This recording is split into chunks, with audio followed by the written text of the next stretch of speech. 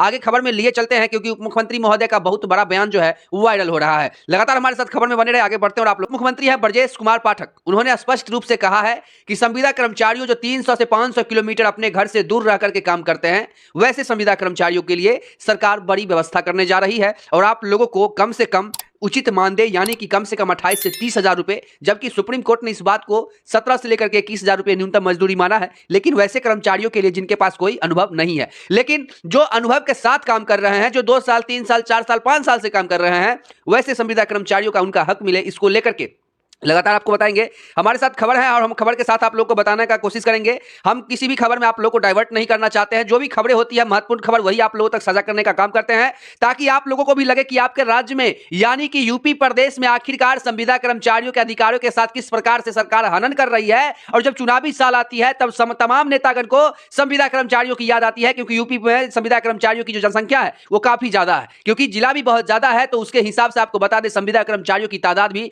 बहुत ज्यादा है और संविदा कर्मचारियों के साथ साथ उनके फैमिली को भी उसमें ऐड कीजिए तो एक संख्या बेमिसाल संख्या बन जाती है। और सरकार को यह एजेंडा इसीलिए चुनना पड़ता है क्योंकि अगर संविदा कर्मचारियों का सपोर्टिंग नहीं होगा तो आपको बता दें कि ना कोई सरकारी विभाग अच्छे तरीके से चल पाएगा और ना ही सरकार का, ना ही कोई विभाग। देखिए जितना भी यूपी के विभाग हैं, जो सरकारी विभाग हैं, वो कहीं ना कहीं संविदा कर्मचारियों के कंधे पर ही लटके हुए हैं। इसीलिए आपको बताना चाहते हैं और संविदा कर्मचारियों की क्या औकात है इसकी एहसास भी सरकार को करवाना बहुत ही जरूरी है। आपकी इंपोर्टेंस क्या है वो भी सरकार को बताना हम लोगों का काम है कि आप लोग हैं तभी सरकार की सरकारी व्यवस्था अच्छे तरीके से चल रही है। अगर सरकारी कर्मचारियों के प्रति छोड़ दिया जाए तो किस तरह से चलेगा, तो वो आप लोग खुद जानते हैं, बेहतर जानते होंगे, क्योंकि आप लोग भी मतलब लोग जो है जुड़े हुए इंसान है। तो आपको बता दें कि तमाम जो संविदा कर्मचारी है, स्पष्ट रूप से लिखा हुआ है कि संविदा कर्मचारी बेहद कम वेतन पे अपने गृह जनपद से 300 से 500 किलोमीटर दूर रहने का काम कर रहे हैं। ऐसे में जितने भी संविदा कर्मचारी के लिए अंतर जनपदीय ट्रांसफर पॉलिसी लागू की जाए, जिसको लेकर के डिप्टी सीएम ब्रजेश कुमार पाठक को संविदा कर्मचारियों के संघ ने उनको पत्र सौंपने का काम किया है,